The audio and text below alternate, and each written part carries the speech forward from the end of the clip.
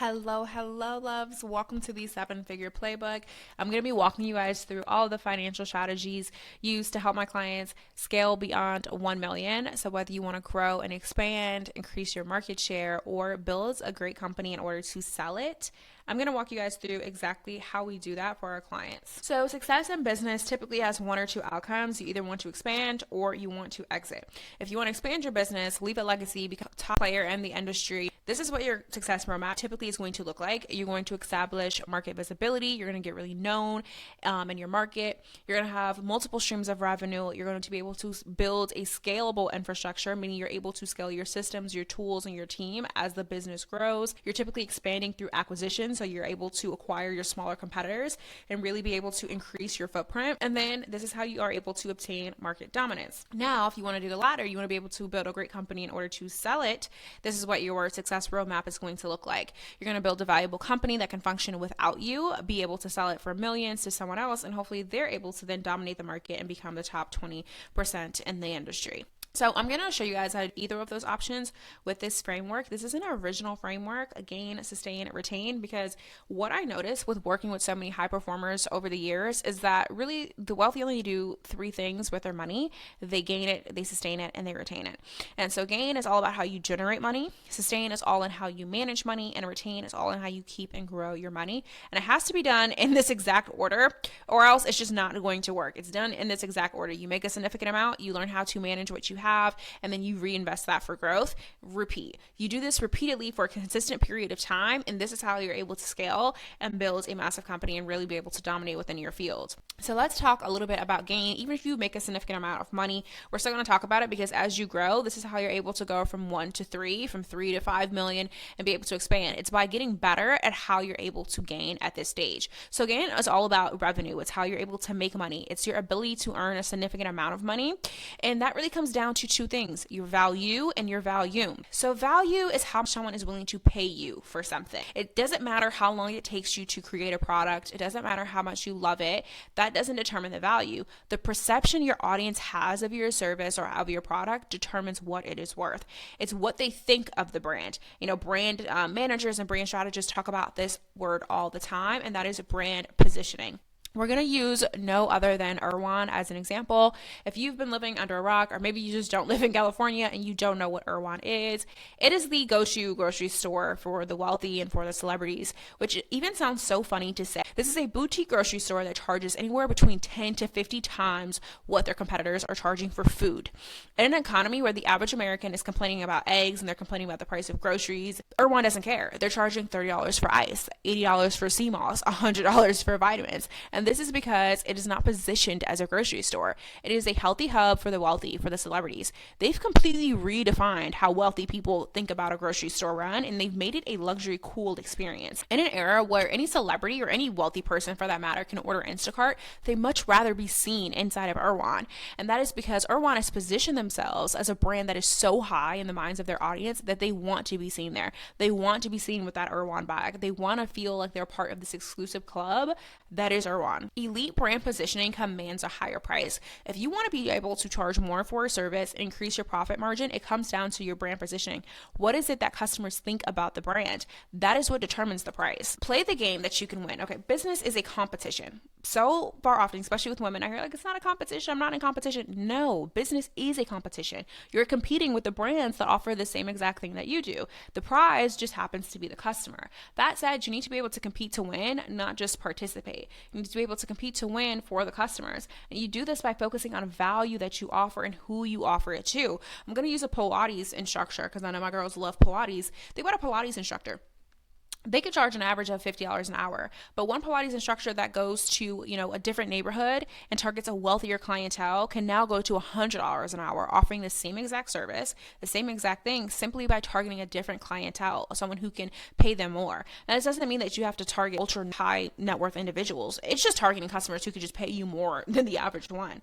And you do this by focusing on the value that you are able to give to your customer. How to win the value game. So the value game really comes down through visibility, especially in this modern world. You have to win through visibility. That is through marketing and that is through PR. Your ability to communicate your value and elevate the perception of the value in the minds of your audience will allow you to command premium or luxury pricing. When you have this premium or luxury pricing, you have much higher profit margins and you're able to build a brand that is sustainable. The reason so many businesses, small businesses, fail within the first 5 years of business is because they weren't able to sustain itself. They weren't able to keep up with the growth. Often that just comes down to your profit margins. You don't know how to price yourself. You're scared to outprice yourself. But the reality is that's because you're playing a game that you shouldn't be playing. If you're playing a price game as a small business, you're always going to lose because you're going to always be competing with the Walmarts and the Targets of the industry. I'm going to use myself as an example. When I first started out, I was offering bookkeeping and consulting services. You know who the type of people I'm competing with?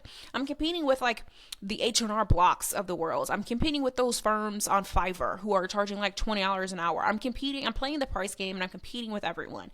But when you compete on value, now you're not competing with everyone anymore. Now your competition decreases by a lot and you're actually able to play this game of business and you're actually able to win this game of business. So never play the pricing game. You're always going to lose. There's always going to be a company that can outprice you. Never play on that ever. It just doesn't make sense. It doesn't benefit you. And as a small business, you need those profits. You need to be able to reinvest a significant amount back into the business. So you have to be able to do that. And how do you do this? You focus on becoming the go-to name in your niche. When someone thinks about your niche or thinks about your sector, they have to think of you. And that's what happens naturally when you're not playing the game with everyone else. Me personally, I'm not trying to be a CFO to every single brand out there. I actually don't care. I only want to be a CFO to brands that are in the beauty, health, and wellness space. That is it. I've created a niche. That is it. That's all I want to be known for. And when you're able to do that, you're able to have premium clients, have premium pricing, because now you have a specialty. Now you are able to get so dialed in that your customer that no one knows how to solve this problem better than you do. Okay, so just to recap, gain is all about value and volume. Value comes down to your brand positioning and your visibility. Volume, on the other hand, is different. This is your ability to scale and grow beyond the limits of your time. So to do this, you need to increase your capacity. Again, I'm not telling you to compete and play the volume game with these bigger companies, not at all. However, in order to have a business that scales, you do need to master the ability to take on a significant amount of customers and deliver a quality service and product every single time, no matter what that looks like for you. So you're not competing with the big guys per se in terms of value, but you do need to know how to increase your capacity in order to scale the business up. Now, in order to increase your volume and increase capacity, that's done through your infrastructure, your team, your technology, or just the business model that you have. So scaling through infrastructure, this is going to be more common with a physical business, a business that has some sort of inventory. You'll see this a little bit more common. And what you're trying to do is increase the output that you have. You're trying to increase your operations. So think about adding a warehouse, increasing an office space. You are increasing your supply chain, your logistic capacities. How many orders can you send out in a single day? Increasing production. How much inventory can you order at one given time? So you are really trying to increase your operations in order to be able to serve more clients. Another way you can increase capacity is through your team. So growing the workforce, improving your team capabilities. This is when you're hiring more employees or specialized talent. You are investing in your leadership. You're training your leadership team. You're creating a more clear organizational structure. So that way you're able to delegate more and everyone on the team is able to be stronger. You're shifting from having just generalists on the teams to specialists. Now, typically in the early days, you can't hire a top CFO or CMO, all these things you have to oftentimes, you have to hire a generalist, someone who could do a little bit of it all as you're scaling. But if you want to go beyond that 1 million mark, you're going to have to get more specialists. You're going to have to get people who are hyper specialized at going to that next level and that next step, because that's what's going to be able to separate you from all the other companies that are in your niche. You have to have that level of specialization, especially within your organization. So think about a marketing agency. If they wanted to, increase the amount of account managers they have, they want to increase the type of creative staff, designers that they have. This is how they'll be able to scale. You can also scale through technology, which is a little bit more common now more than ever. You're leveraging, technology, you're automating, you're streamlining things. Maybe this means that you're investing in some sort of software for automation. You're investing in a cloud-based system. You're adopting AI or machine learning, which I hope you guys are all doing regardless. No matter what, I hope adopting AI and machine learning in the business is a core thing that you're doing. You're enhancing your e-commerce. You're allowing yourself to be able to take on more traffic so that way you can scale more. And finally, scaling through your business model. So this just means that the way you are delivering that product or service is built in a way where you are attempting to scale. So think about a subscription-based business. Think about Netflix. Netflix was built on this scale model, right? They have a subscription-based business. There really is no cap to how many people can subscribe to a business. So their objective was to create a business model where their only job is to supply the content. They have so much content that they have to get, whether that's through licensing or whether that is creating it with their own studio, but that's their one job. This allows them to be able to create a business model that has the ability to scale. Or this is where you're expanding your product or service offerings to increase the lifetime value. So how long can you keep a customer? This means you're creating a business model with that question in mind. You're pivoting to a more scalable model, like going from in-person to digital. So in my business, I can literally take a client from anywhere in the world, and that's always been a business model that we had in place from day one. Of like, we have to make sure that this is a scalable model. Everything is done virtual. I don't want to limit myself because I'm going to limit the capacity of customers I can take if I'm just focused on customers in San Diego. You have to be everywhere. Creating some sort of partnerships or licensings to be able to reduce the overhead that you have and be able to collaborate with another business. So if you're like a fitness studio and you're launching an online membership, are there virtual classes? Are there virtual programs? You need to be able to expand just beyond your geographic location, especially today in the modern world where you can literally service anyone. You have to be able to have that business model in mind. Feel free to pause this, take a quick snapshot or a screenshot of this. I wanted to kind of give you guys the pros and the cons so you know when you're expanding which ones, because not everyone's you're not going to do all 4 of these. It's going to look like so different for everyone. So take a quick snapshot and see which one would be best for you. I also did want to include the risk or the cons associated with it as well. So just to recap on gain is all about how you make money, and it revolves around 2 key pillars: value and volume.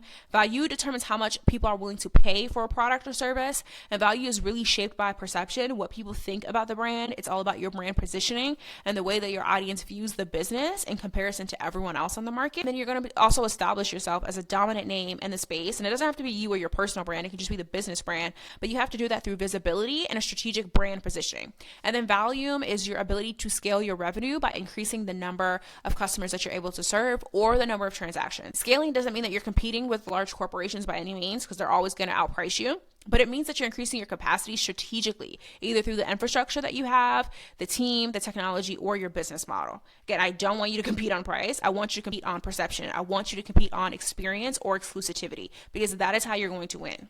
Now moving on to sustain. So making money is step 1, but managing your money is step 2. Sustain is about making sure that your business is financially stable, it's profitable, and it's ready for growth. And that comes down to 3 key areas that you want to focus on. It has to be your budget, has to be your cash flow, and it has to be your profit.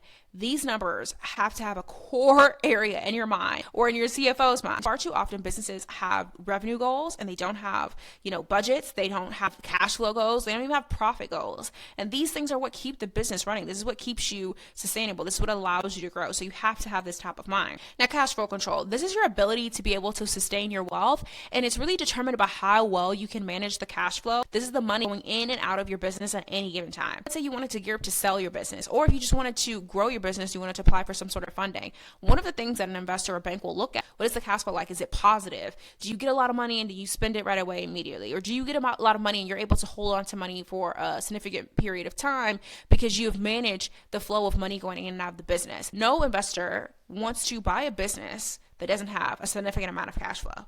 Because every month or every 2 months, you guys are in a panic of wondering how you're going to do payroll. No one wants to deal with that. It's not a viable business. And so this has to be something that you think about. You have to be checking that cash flow statement just as much as you're checking that P&L. Budgeting and reserve.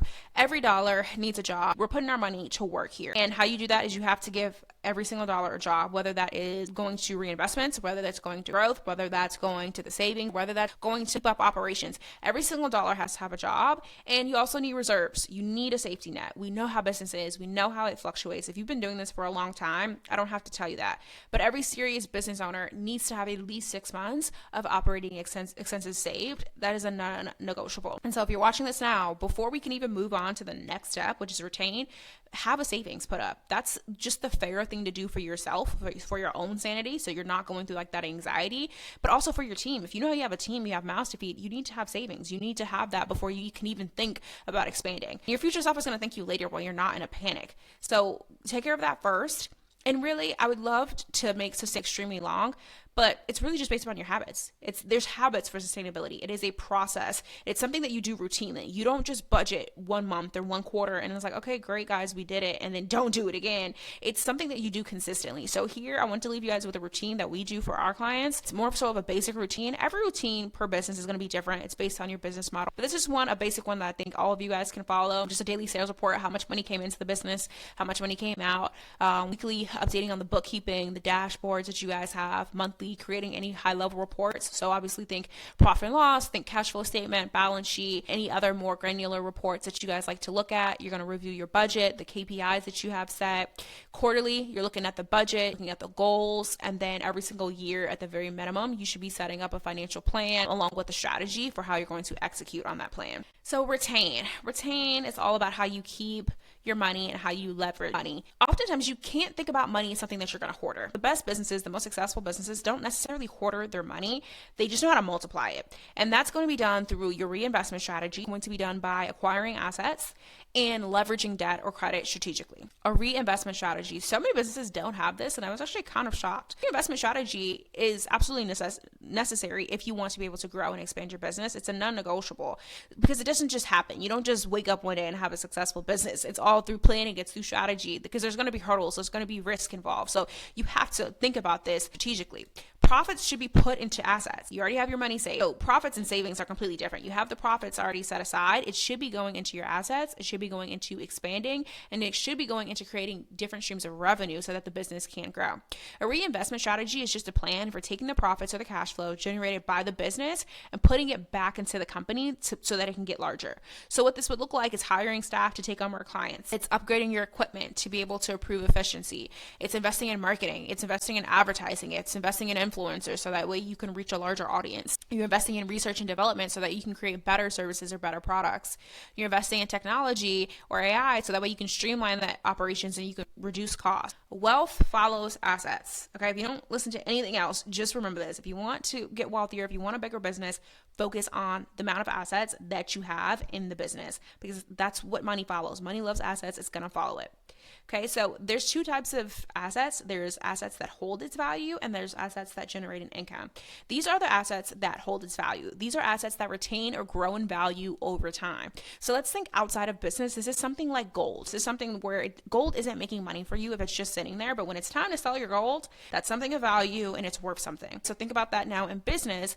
These are typically assets that are like tangible or intangible resources that can be leveraged when you're planning to expand or if you're planning to sell your company. So think about intellectual property. This is huge right now, especially as we get more and more digital businesses. Your trademarks, your patents, your copyrights. And think of brand equity. Think of a company like Coca-Cola. They have such great brand equity. You can put a Coca-Cola logo on a sticker, on a t-shirt, and it's going to sell. Why? Because they have just such great brand equity. It's strong. It's recognizable. They have loyal following. So that's something that is also considered an asset that holds its value. And think about a customer list or data.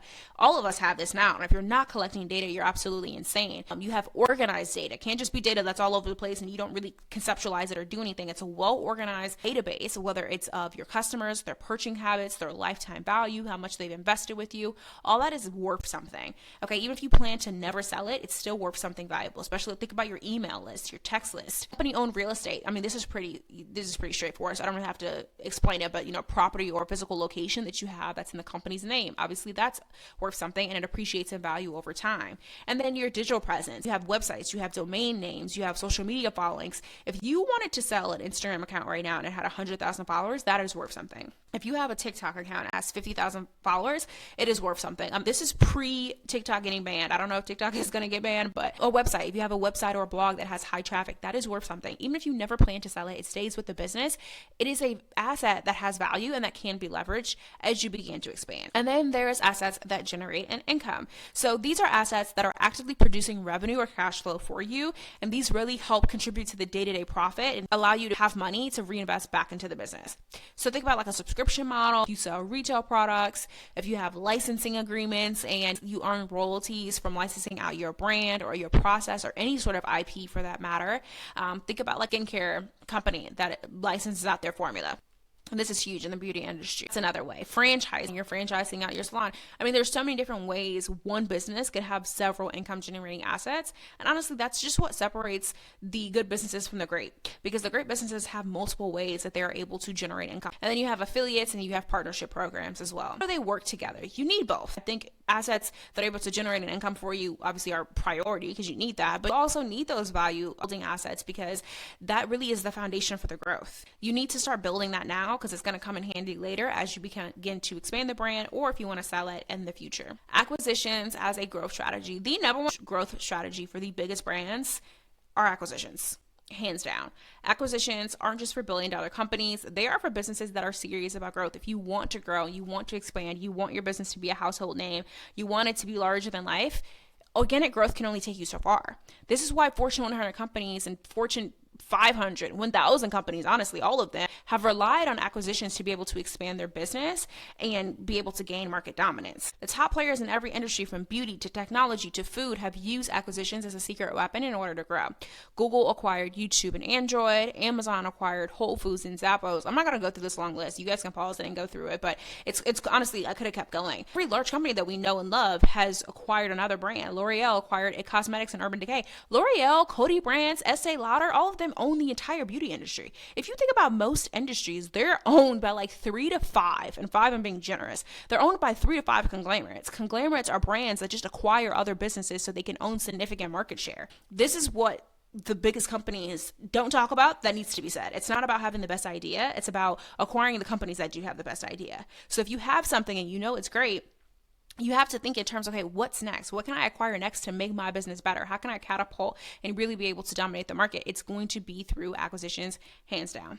And it's not like you need a significant amount of money to do so. I know oftentimes that's also what people think. Like, if I grow to business to 5 million, 10 million, then I'm going to start acquiring. You don't have to get that large to acquire a business. Like, obviously, you're not trying to acquire Nike. You're going to acquire a smaller competitor. Billion-dollar companies aren't born. They're going to be created through acquisitions, meaning there's a process you follow. And you don't need a $50 million company to start doing this. Once you've mastered the gain and sustain stage, you can begin acquiring smaller companies. If you have $1 million brand, there's nothing stopping you from acquiring a competitor that's worth $300,000 or $200,000 for that matter. As your brand grows, so should the size of each acquisition. So here's kind of where you would start. First is, where are you going to get this money from? Is it going to be all from profit? If so, how much are you going to use? Are you going to get a loan? How much would you be approved for? Are you going to get it from investors? There's so many questions that you have to ask yourself, and it really comes down to you and your vision. Once you have that, at least you'll be able to, have an idea of what you can afford. You can start to pinpoint your target. So what kind of company is it? Is it a mom and pop shop? Is it another competitor that's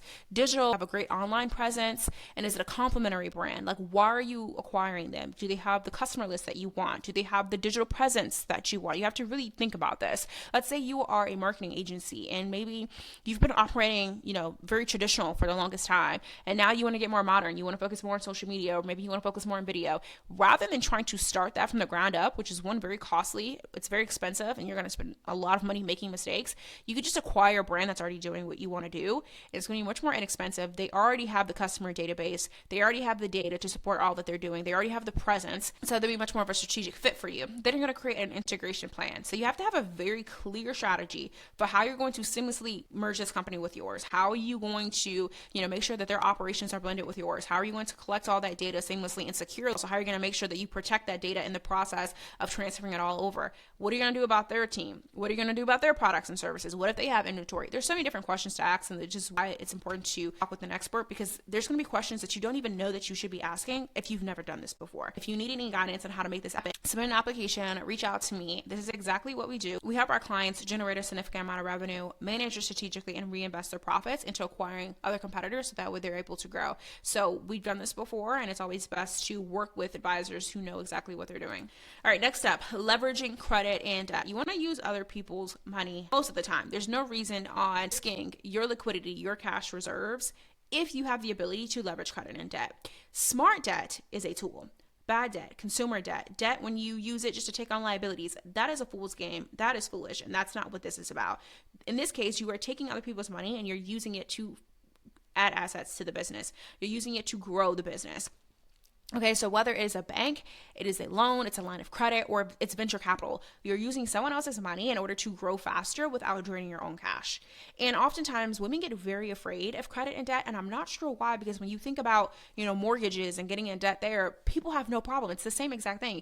If we all had to pay for our homes full cash, like a $500,000 homes, $800,000 homes, we'd be shit out of luck. Majority of people would not have a home. But they said, okay, you don't have to do that. Just give 20% down. The bank will cover the rest.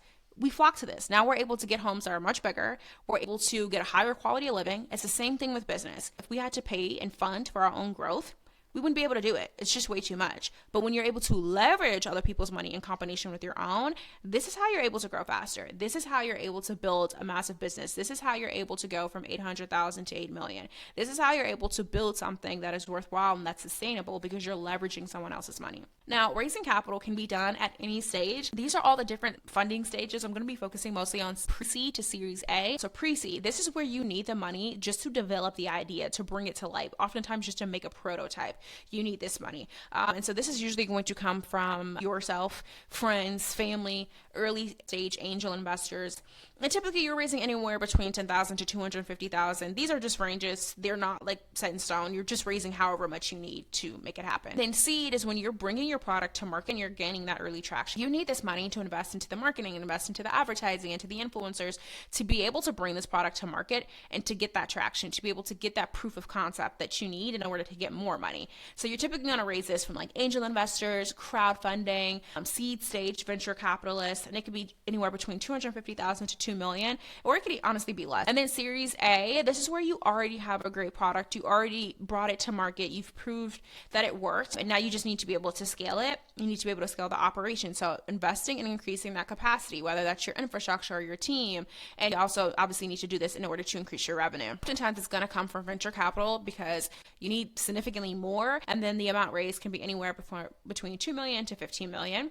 And then Series B and Series C, like I mentioned, is for larger companies. You're typically using this money to expand, increase your market share. Oftentimes it's to acquire your competition. It's like larger competition. So oftentimes when you see these big acquisitions, for instance, like when they are acquiring a big company like Whole Foods or something like that, even if they have the cash in the bank, oftentimes they're raising capital, leveraging their stock to be able to do it, just because it doesn't make sense to drain so much cash in order to make such a big investment. And most of the time, this is going to come from large venture capital firms, private equity, sophisticated institutional investors. It's going to be anywhere between 15 million to 50 million plus.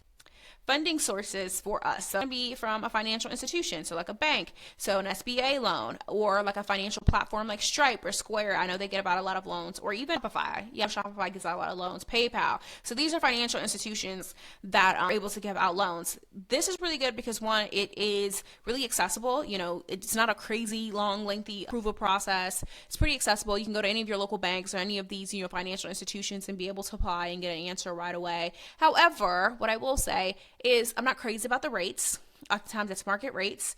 You can't really pick payment options like the payment terms of when you can pay it back. They typically pick for you and you have to sign off on it and say yes or no. So these are great for what it is, and most of the time it will get the job done. Like if you need a line of credit, your bank is going to be the best bet. If you need just a very quick loan to be able to help get through a rough patch, maybe a Stripe or PayPal loan will be your best bet. Then there's like crowdfunding. I've been seeing this happen much more, especially with the rise of platforms like TikTok, where you have these massive influencers who have over 1-2 million followers, and they have brands and they want to be able to raise money for their brands without going venture capital. They've been raising it through their audience, which is crazy. So I think this is just going to only grow, and as we kind of go through this like community creator economy. So that's one option, is where you're raising money through a group of individuals, and then angel investors as well. Angel investors are just individuals who are pretty wealthy and they have their own money and they want to invest into your company. It's usually based on your network, or if this is something that really just suits them. Oftentimes they have their own investor thesis, meaning they have their own types of businesses that they prefer to invest into. And so you have to meet that criteria for them. And then you have venture capital. Venture capital is just an investment firm that provides funding for businesses. Typically they want that equity, and really want to focus on businesses that have the potential to grow huge. Like they're looking for massive returns, unlike, a bank who's looking for something a little bit more safe. So why do investors provide capital? This is not a charity case, not just based on your pitch.